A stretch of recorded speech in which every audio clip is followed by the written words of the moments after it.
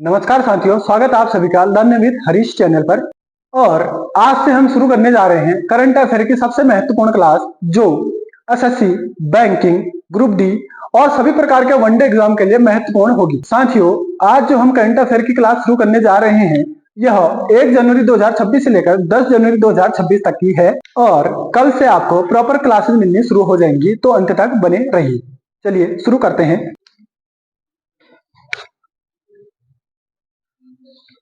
चलिए, पहला प्रश्न है आपका, ज्योति विष्णु अंतर्राष्ट्रीय कला केंद्र का उद्घाटन हाल ही में किसके द्वारा किया गया है? ठीक है, तो बताना है आपको हाल ही में किसके द्वारा इसका उद्घाटन किया गया है। तो अभी अमित शाह जी द्वारा इसका उद्घाटन किया गया है। चलिए देखते हैं इसके बारे में।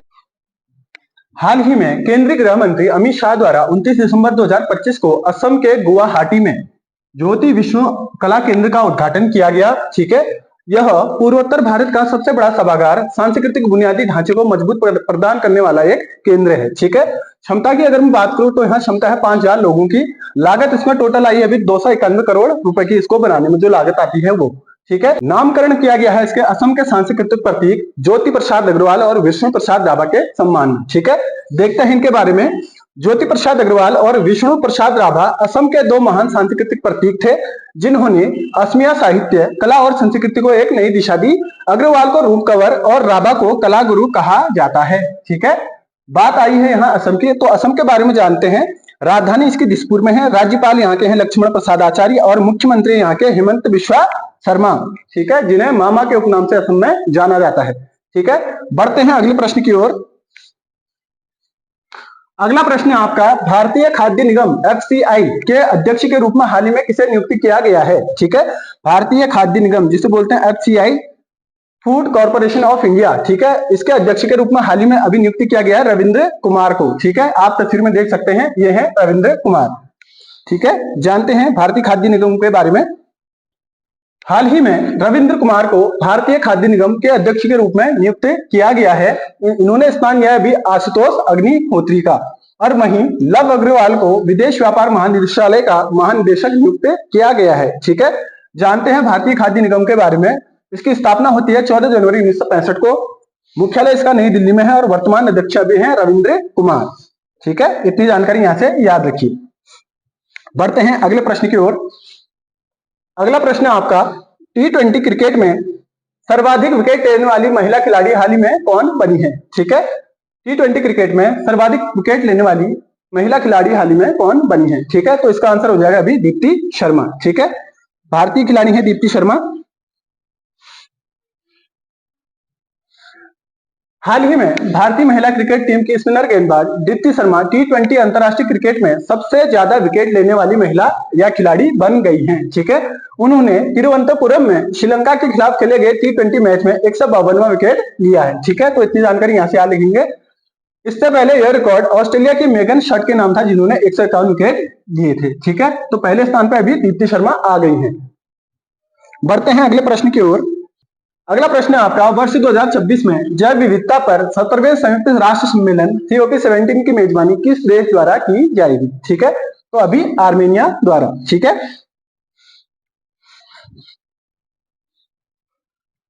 चलिए देखते हैं।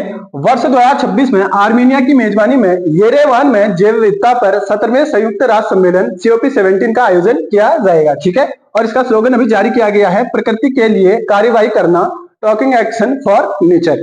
ठीक है, COP फर्स्ट का प्रथम संस्करण हुआ था वर्ष 1994 में बहामास, जो कि उत्तरी अमेरिका महाद्वीप में एक देश है। ठीक है, और COP16 का संस्करण हुआ था वर्ष 2024 में कोलंबिया, जो कि दक्षिण अमेरिका महाद्वीप का एक देश है। बढ़ते हैं अगले प्रश्न की ओर।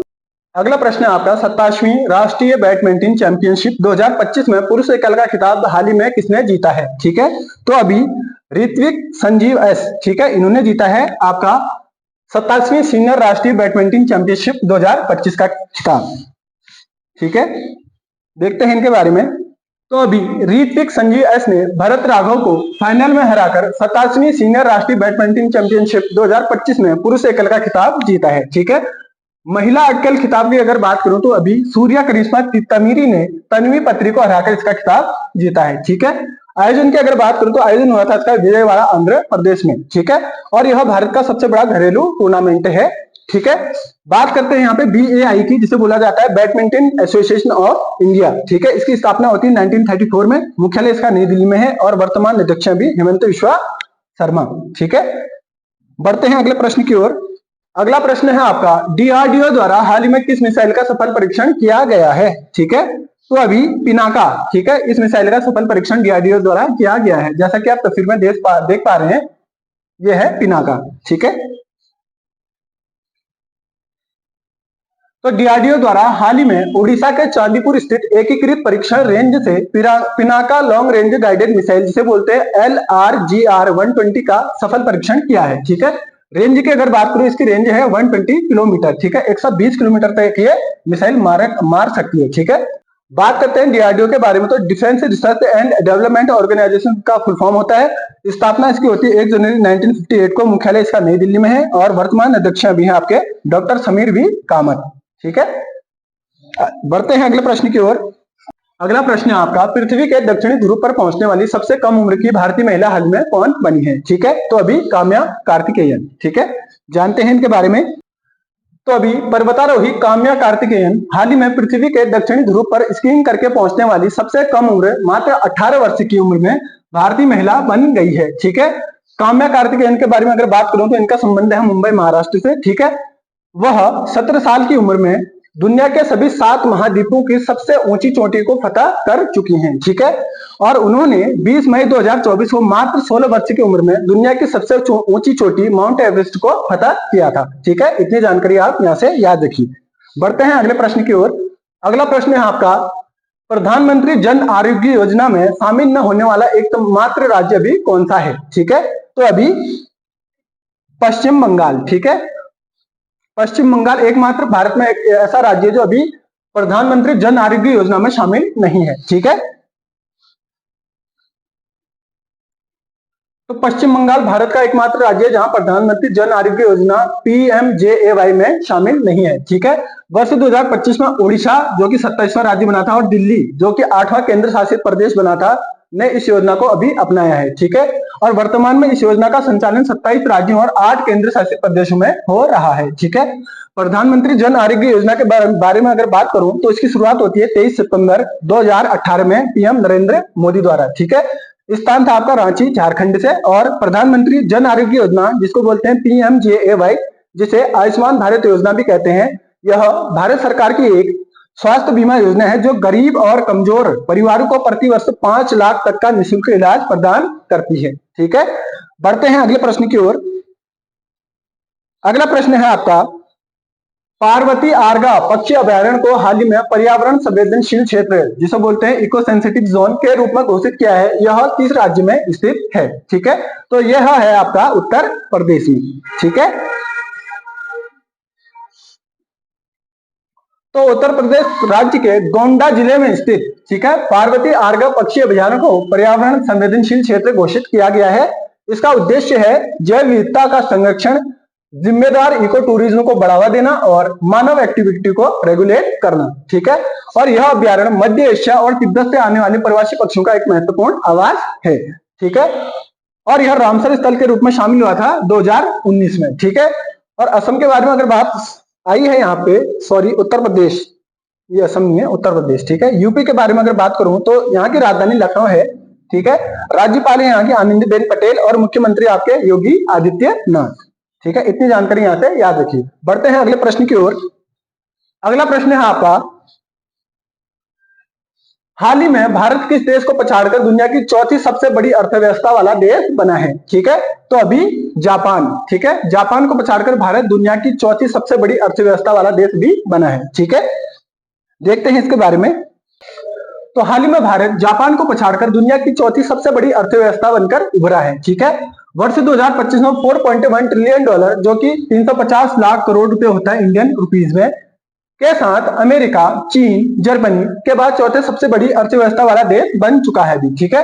और जापान चौथे स्थान से खिसक कर 5वें स्थान पर अभी पहुंच चुका है, ठीक है। बढ़ते हैं अगले प्रश्न की ओर। अगला प्रश्न है आपका, अगला प्रश्न है, हाल ही में किसने FIDE world blitz chess championship 2025 में महिला श्रेणी का खिताब जीता है, ठीक है। तो अभी ये जीता है आपका BB सारा असोम्बा येवा ने, ठीक है। जानते हैं इनके बारे में। तो कजाकिस्तान की बीबी सारा असोम्बायेवा ने यूक्रेन की अन्ना मुझीचोक को हराकर FIDE world blitz chess championship 2025 में महिला श्रेणी का खिताब अभी जीता है, ठीक है। और वहीं पुरुष श्रेणी का खिताब अगर बात करो तो मैग्नस कार्लसन जो कि नॉर्वे के हैं, उन्होंने उज्बेकिस्तान के नोदिर बेग को हराया है अभी, ठीक है। और भारत के अर्जुन एरिगेसी तथा अमेरिका के फेबियानो कारुआने ने संयुक्त रूप से इसमें कांस्य पदक जीता है, ठीक है। बढ़ते हैं अगले प्रश्न की ओर। अगला प्रश्न है आपका, पारंपरिक डाक सेवा को बंद करने वाला दुनिया का पहला देश हाल ही में कौन बना है? तो अभी डेनमार्क, ठीक है। अभी ये देश बना आपका डेनमार्क, ठीक है। चलिए देखते हैं इसके बारे में। तो डेनमार्क अपने पारंपरिक डाक सेवा को बंद करने वाला दुनिया का पहला देश बन चुका है अभी, और इसे लगभग 400 साल बाद बंद किया गया है, ठीक है। कारण इसका है डिजिटल संचार के बढ़ते उपयोग तथा डाक सेवा में अधिक खर्चा आने के कारण, ठीक है। और डेनमार्क में वर्ष 2000 के बाद 90% परतों की संख्या में गिरावट भी देखी गई है, ठीक है। मतलब वर्ष 2000 के बाद यहाँ के लोगों ने पत्र व्यवहार करना ज्यादा बंद कर दिया है, ठीक है। और डेनमार्क के बारे में अगर बात करूं तो इसकी राजधानी है कोपेनहेगन और मुद्रा है यहाँ की यूरो और प्रधानमंत्री है यहाँ के मेटे फ्रेडरिक्सन, ठीक है। बढ़ते हैं अगले प्रश्न की ओर। अगला प्रश्न है आपका, डीआरडीओ द्वारा हाल ही में किस मिसाइल का सफल परीक्षण किया गया है? ठीक है, तो अभी प्रलय का, ठीक है। तस्वीर में देख पा रहे हैं आप, यह है प्रलय, ठीक है, प्रलय मिसाइल, ठीक है। डीआरडीओ द्वारा उड़ीसा के चांदीपुर स्थित अब्दुल कलाम द्वीप से लगातार 1 घंटे के अंतराल में एक ही लॉन्चर से दो बार सफलतापूर्वक परीक्षण किया गया है, ठीक है। वहीं रेंज की अगर बात करूं तो 150 से 500 किलोमीटर की इसकी रेंज है, जो 500 से 1000 केजी पेलोड ले जाने में सक्षम है। मतलब परमाणु हथियार अगर कोई ले जाने हो, बम वगैरह, तो ये ले जाने में वो सक्षम है, ठीक है। स्पीड की अगर इसकी बात करो तो 7000 से 7500 किलोमीटर प्रति घंटा रहने वाली है इसकी स्पीड, ठीक है। और डीआरडीओ द्वारा उड़ीसा के चांदीपुर स्थित एकीकृत परीक्षण रेंज से Pinaka long range guided missile, जिसे बोलते हैं LRGR 120 का सफल परीक्षण किया गया है, ठीक है। जैसे हमने पिछले प्रश्न में देखा था, इसकी रेंज थी 120 किलोमीटर, ठीक है। बात आई है डीआरडीओ की, तो defence research and development organisation का फुल फॉर्म होता है। इसकी स्थापना होती है 1 जनवरी 1958 का, मुख्यालय है इसका नई दिल्ली में और वर्तमान अध्यक्ष हैं इसके डॉक्टर समीर वी कामत, ठीक है। इतनी जानकारी आप यहाँ से याद रखिए, ठीक है। बढ़ते हैं अगले प्रश्न की ओर। अगला प्रश्न है आपका, किस देश द्वारा हाल ही में 52 उपग्रहों को एक साथ सोयूज 2.1B रॉकेट के माध्यम से लॉन्च किया गया है, ठीक है। तो अभी रूस, ठीक है। बढ़ते हैं, देखते हैं इसके बारे में। तो रूस ने अभी हाल ही में सोयूज 2.1B रॉकेट के माध्यम से 52 उपग्रहों को सफलतापूर्वक लॉन्च किया, जिसमें 2 पृथ्वी अवलोकन उपग्रह S2T सैटेलाइट और छात्रों द्वारा बनाए गए अन्य छोटे छोटे उपग्रह शामिल है, जिनका उद्देश्य पृथ्वी का अवलोकन और शिपिंग की निगरानी करना है, ठीक है। जिससे रूस की अंतरिक्ष क्षमता और सुरक्षा क्षेत्र में उसकी ताकत का प्रदर्शन हुआ है, ठीक है। तो बात आई है रूस की, तो रूस के बारे में अगर जानते हैं, राजधानी है यहाँ की मास्को, मुद्रा यहाँ की रूसी रूबल और राष्ट्रपति हैं यहाँ के व्लादिमीर पुतिन, ठीक है। इतनी जानकारी आप यहाँ से याद रखिए, ठीक है। बढ़ते हैं अगले प्रश्न की ओर। अगला प्रश्न है आपका, 8वें वेतन आयोग का गठन करने वाला देश का पहला राज्य हाल ही में कौन बना है? ठीक है, तो अभी असम, ठीक है। जैसे तस्वीर में आप देख पा रहे हैं, यहाँ आपके हेमंत बिश्वा शर्मा, ठीक है।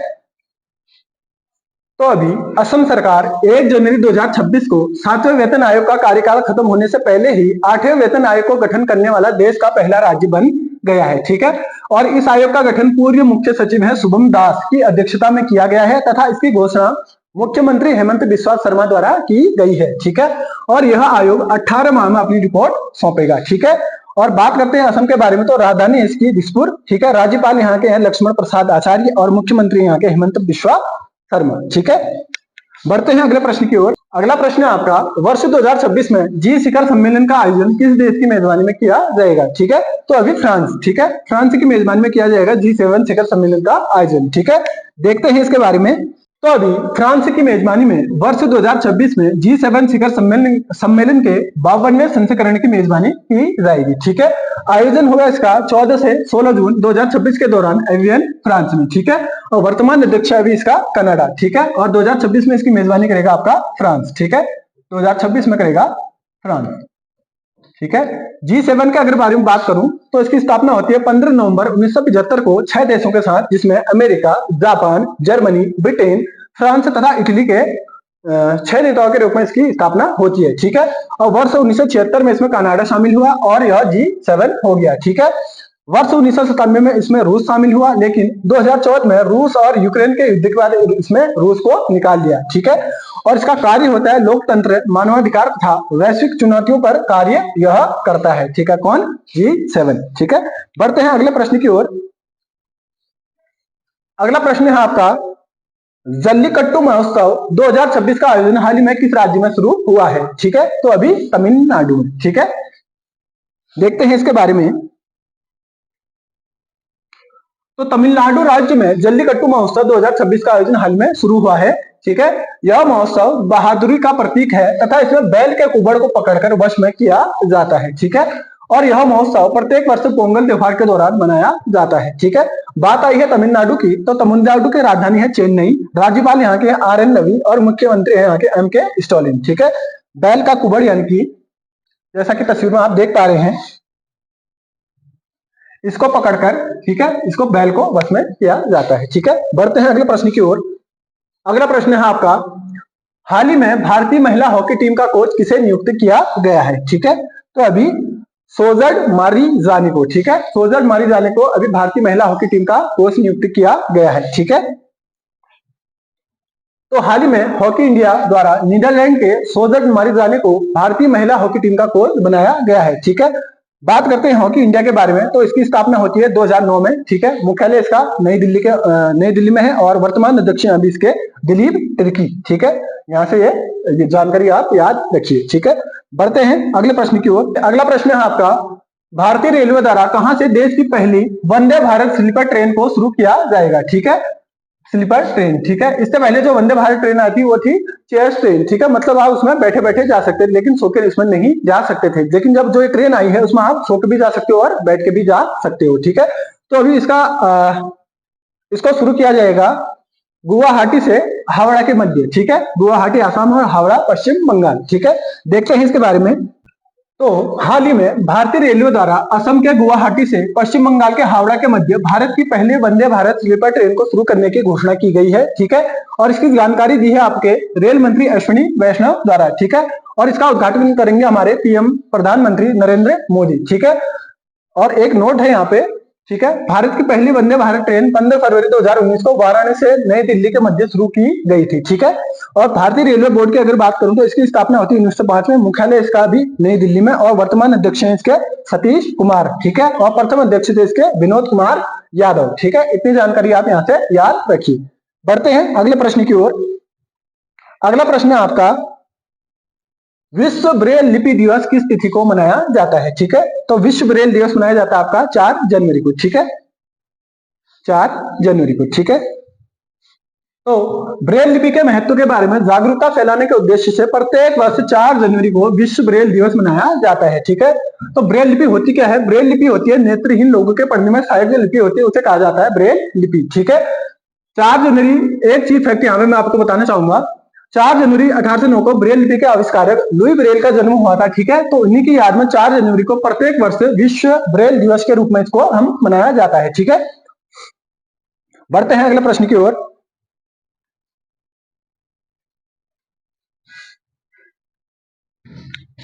बढ़ते हैं अगले प्रश्न की ओर। अगला प्रश्न है आपका, अंतरराष्ट्रीय पक्षी दिवस किस तिथि को मनाया जाता है? ठीक है, तो यह मनाया जाता है आपका 5 जनवरी को। ठीक है, देखते हैं इसके बारे में। पक्षियों के संरक्षण और संवर्धन के उद्देश्य से प्रत्येक वर्ष 5 जनवरी को अंतरराष्ट्रीय पक्षी दिवस के रूप में मनाया जाता है। ठीक है, इस दिवस की शुरुआत अमेरिका द्वारा वर्ष 2002 में की गई थी। ठीक है, और भारत में डॉक्टर सलीम अली की जयंती के दिन प्रत्येक वर्ष 12 नवंबर को राष्ट्रीय पक्षी दिवस के रूप में मनाया जाता है। ठीक है, बढ़ते हैं अगले प्रश्न की ओर। अगला प्रश्न है आपका, हाल ही में भारत ने किस देश को पछाड़कर चावल उत्पादन में शीर्ष स्थान हासिल किया है? ठीक है, तो अभी चीन। ठीक है, इसका आंसर है चीन। ठीक है, देखते हैं इसके बारे में। तो US डिपार्टमेंट और एग्रीकल्चर द्वारा जारी रिपोर्ट के अनुसार भारत दुनिया का सबसे बड़ा चावल उत्पादक देश अभी बन चुका है। ठीक है, इस रिपोर्ट के अनुसार दिसंबर 2025 तक भारत ने 152 मिलियन मीट्रिक टन चावल उत्पादन किया, जबकि चीन ने 146 मिलियन मीट्रिक टन चावल का उत्पादन किया है। ठीक है, इससे पहले यह स्थान चीन के पास था, जो अब की दूसरे स्थान पर आ गया है। ठीक है, और चावल उत्पादन में भारत के शीर्ष राज्य की अगर बात करूं तो पहले स्थान पर आता है आपका उत्तर प्रदेश, फिर आता है आपका पंजाब और फिर पश्चिम बंगाल। ठीक है, तो बात करते हैं अभी यूएस डिपार्टमेंट ऑफ एग्रीकल्चर, जिसे बोला जाता है यूएसडीए। ठीक है, यह अमेरिकी सरकार का एक संघीय कार्यकारी विभाग है जो खाद्य, कृषि, प्राकृतिक संसाधनों, ग्रामीण विकास और पोषण से संबंधित नीतियों पर नेतृत्व प्रदान करता है, और इसका उद्देश्य किसानों और पशुपालकों की मदद करना, कृषि व्यापार को बढ़ावा देना, खाद्य सुरक्षा सुनिश्चित करना और प्राकृतिक संसाधनों का संरक्षण करना और ग्रामीण समुदाय को विकसित करना है। ठीक है, और बात करते हैं आईआईआर के बारे में, जिसका फुल फॉर्म होता है Indian institute of right research. ठीक है, इसकी स्थापना होती है 1966 में और मुख्यालय इसका कटक उड़ीसा के अंतर्गत। ठीक है, बढ़ते हैं अगले प्रश्न की ओर। अगला प्रश्न है आपका, हाल ही में 44वीं जूनियर राष्ट्रीय खो खो चैंपियनशिप किसने जीती है? ठीक है, तो अभी कर्नाटका ने। ठीक है, देखते हैं इसके बारे में। तो अभी कर्नाटक ने महाराष्ट्र को 35-30 से हराकर 44वीं जूनियर राष्ट्रीय खो खो चैंपियनशिप का खिताब जीता है। ठीक है, इसका आयोजन हुआ था 31 दिसंबर से 4 जनवरी 2026 के दौरान। ठीक है, और इसका प्रथम संस्करण हुआ था 1959-60 में। ठीक है, आंध्र प्रदेश के विजयवाड़ा में। और महत्वपूर्ण तथ्य की अगर मैं बात करूं तो अभी 58वीं सीनियर राष्ट्रीय खो खो चैंपियनशिप का आयोजन होगा 11 से 15 जनवरी के दौरान काजीकोट तेलंगाना में। ठीक है, और वहीं 35वीं सब जूनियर राष्ट्रीय खो खो चैंपियनशिप का आयोजन होगा 31 से 4 फरवरी के दौरान कुरुक्षेत्र हरियाणा में। ठीक है, इतनी जानकारी आप यहाँ से याद रखिए, ये आगामी जो आने वाले खेल हैं उनकी जानकारी है। ठीक है, बढ़ते हैं अगले प्रश्न की ओर। अगला प्रश्न है आपका, संयुक्त राष्ट्र सुरक्षा परिषद यूएनएससी के अस्थायी सदस्य देश हाल ही में कौन सा देश बना है? ठीक है, तो अभी Colombia, Bahrain, Congo, Liberia, Latvia. ठीक है, ये बने हैं आपके सदस्य देश किसके? संयुक्त राष्ट्र सुरक्षा परिषद के। ठीक है, चलिए देखते हैं इसके बारे में। तो जनवरी 2026 में संयुक्त राष्ट्र सुरक्षा परिषद के 5 नए सदस्य देश कोलंबिया, बहरीन, कांगो, लाइबेरिया और लातविया बने हैं। ठीक है, यूएनएससी के कुल सदस्य देश होते हैं 15, जिसमें 5 स्थायी सदस्य देश और 10 अस्थायी होते हैं। ठीक है, स्थायी देशों की अगर बात करूं तो इसमें अमेरिका, ब्रिटेन, फ्रांस, रूस और चीन है। ठीक है, और इसमें अस्थायी सदस्य देशों का कार्यकाल सिर्फ कितना होता है? 2 वर्ष का होता है। ठीक है, भारत यूएनएससी का 8 बार अस्थायी सदस्य देश रह चुका है। ठीक है, या बन चुका है। ठीक है, और यूएनएससी अंतरराष्ट्रीय शांति और सुरक्षा बनाए रखने के लिए विभिन्न देशों का एक संगठन है। ठीक है, बात करूं तो अगर संयुक्त राष्ट्र के बारे में, तो इसकी स्थापना होती है 24 अक्टूबर 1945 को। ठीक है, मुख्यालय इसका न्यूयॉर्क में और महासचिव है अभी इसके एंटोनियो गुटेरेस, जो कि पुर्तगाल के हैं। ठीक है, और सदस्य देश के इसके अभी टोटल 193। ठीक है, और जो नया सदस्य सबसे नया सदस्य देश बना था इसका दक्षिणी सूडान। ठीक है, जो कि बना था 2011 में। ठीक है, इतनी जानकारी आप यहाँ से याद रखिए। ठीक है, बढ़ते हैं अगले प्रश्न की ओर।